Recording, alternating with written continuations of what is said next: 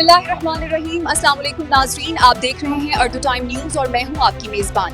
आइए बढ़ते हैं आज की अहम खबरों की जानिब। सबसे पहले बात करते हैं सिंध हुकूमत की जानिब से एक अहम पेशरफ्त की, जहां मोटरसाइकिल सवारों के लिए सब्सिडी देने पर गौर किया जा रहा है। हुक्काम के मुताबिक ये सहूलत सिर्फ मुस्तहिक अफराद तक महदूद होगी और हर बाइक सवार इसमें शामिल नहीं होगा। अब बढ़ते हैं एक और बड़ी खबर की जानिब, जहां पेट्रोल की कीमतों में इजाफे के खिलाफ आज मुल्क भर में एहतजाज का ऐलान किया गया है, जिसके बायस मुख्तलिफ शहरों में ट्रैफिक की सूरत हाल मुतासिर होने का खदशा है।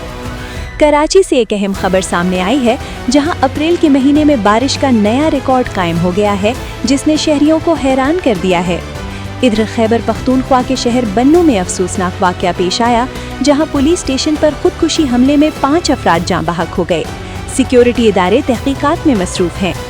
टेक्नोलॉजी के शोबे से एक बड़ी खबर ये है कि पाकिस्तान में 5G सर्विस के लिए वीऑन ग्रुप ने $1 अरब की सरमायाकारी का ऐलान किया है, जिसे हुकूमत ने खुशाइंद करार दिया है।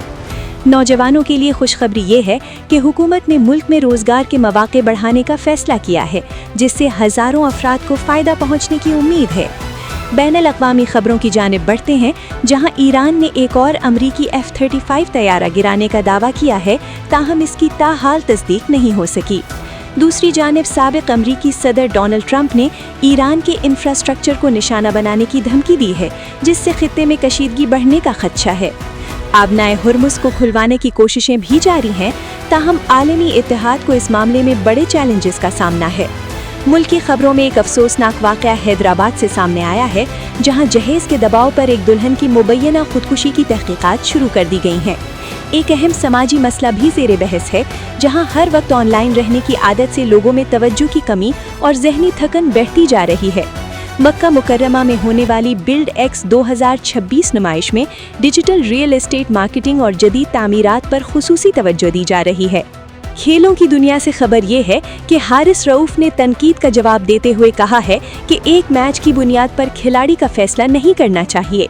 शोबिस की दुनिया में एक भारतीय प्रेजेंटर को पाकिस्तान के हक में मस्बत तबसरा करने पर शदीद तनकीद का सामना करना पड़ा है, जबकि पाकिस्तानी इंडस्ट्री में रेशम और दीदार के दरमियान पुराना तनाज़ा एक बार फिर शिद्दत इख्तियार कर गया है।